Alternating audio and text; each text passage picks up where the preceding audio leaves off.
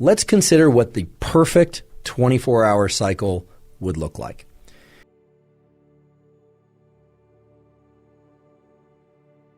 Let's start this 24-hour cycle with when you wake up in the morning. So for some of you, that will be 5 a.m. For others of you, that will be 10 a.m. Most people, I believe, wake up sometime between 6:30 a.m. and 8:30 a.m. But regardless of when you wake up in the morning, one of the first things that happens is that your body temperature is increasing. And that's just going to happen naturally. Some of it is going to be the consequence of your moving around a bit, but really the increase in body temperature is one of the main triggers for why you woke up in the first place. That increase in body temperature, in turn, causes an increase in the release of a hormone called cortisol. Cortisol is often discussed as a stress hormone, but it's not just associated with stress. It also enhances your immune system, provided cortisol is elevated at the right times. And the right time for cortisol to be elevated is when you first wake up in the morning.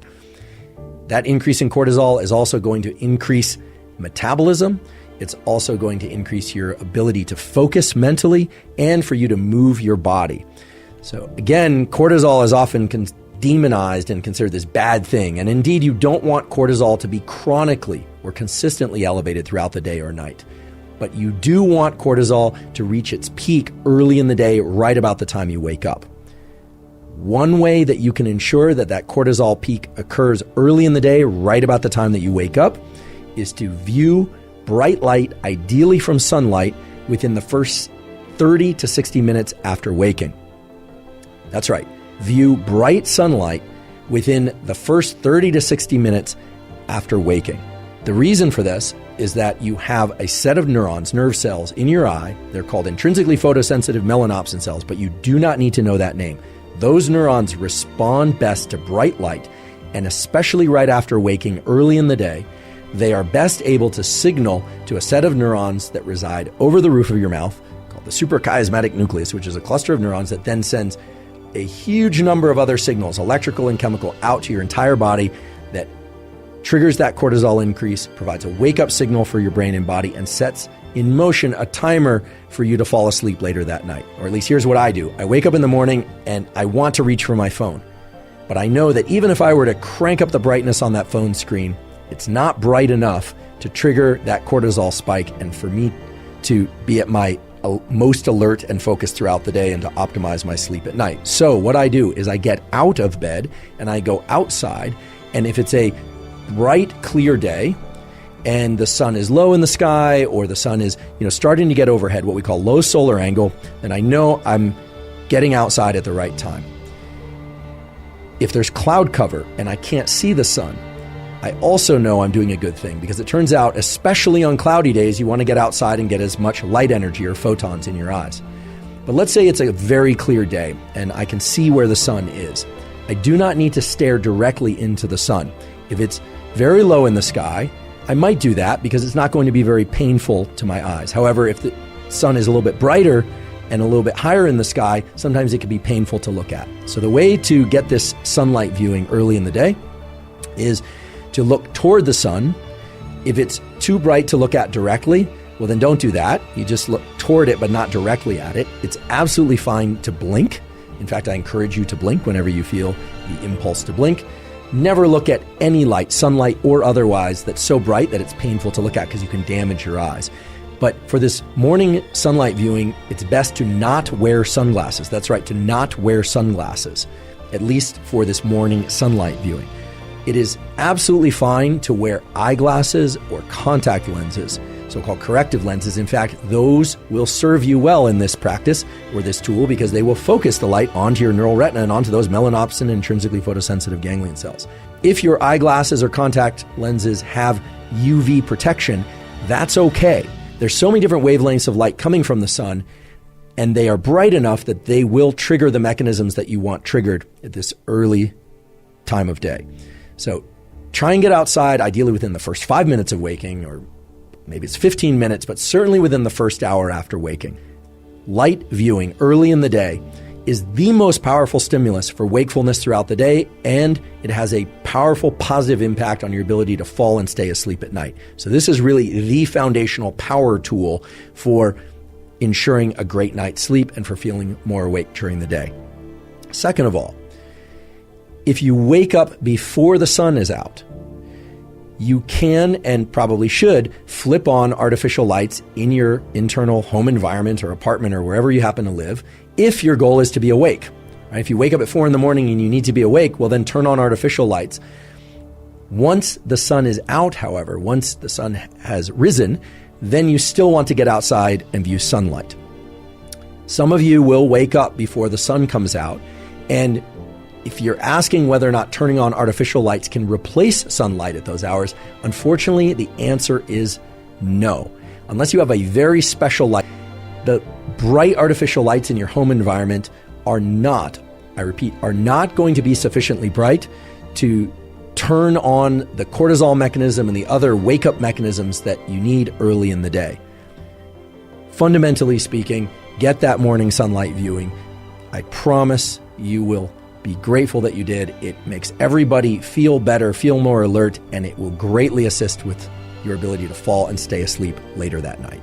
Now, once you've woken up and you want to be awake, okay, so this is likely to be early in the day if you're following a more standard schedule, you will also want to leverage not just light, but temperature as a tool.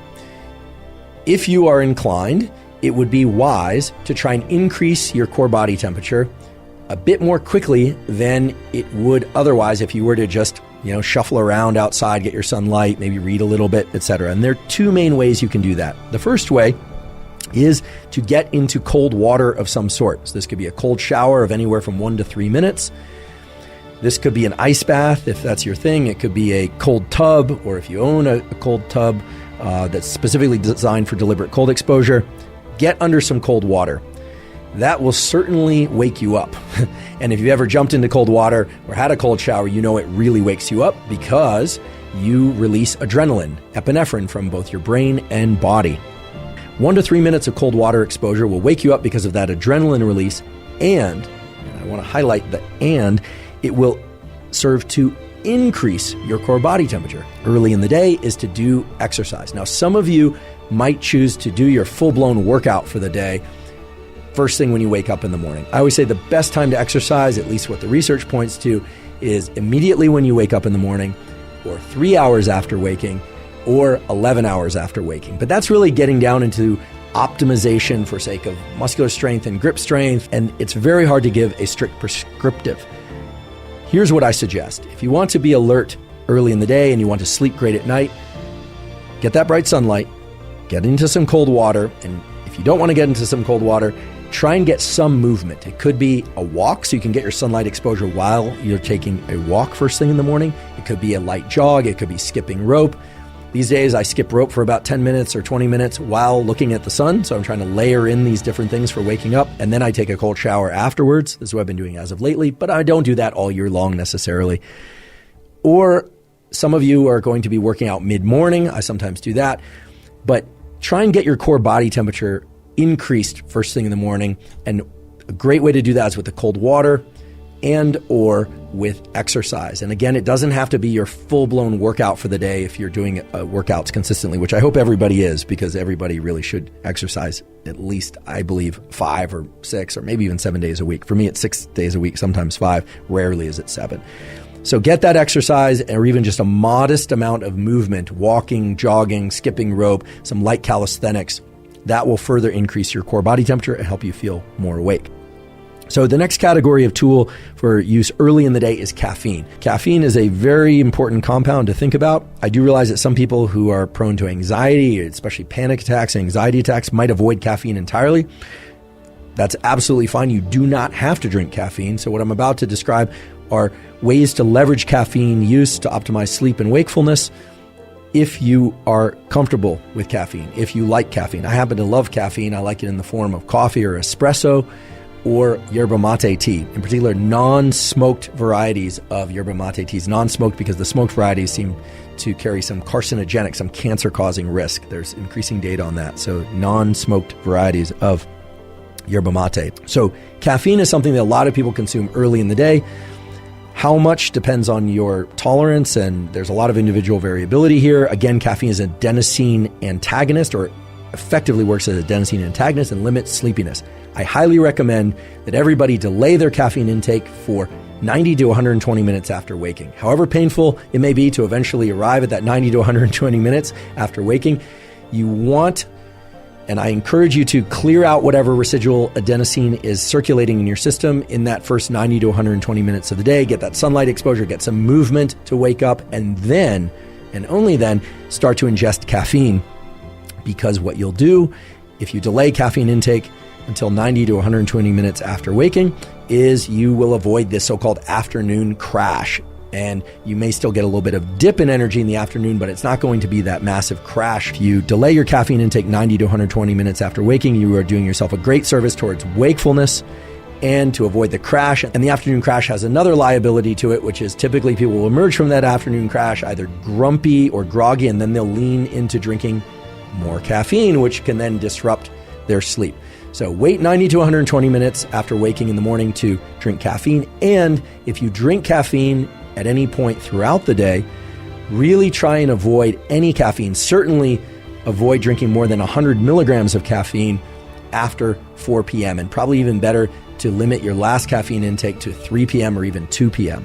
Now, the other lever or tool that you have available to you is food, not just what you eat, but when you eat. And it turns out that if you eat early in the day, you support a biological clock mechanism that will make you more alert early in the day.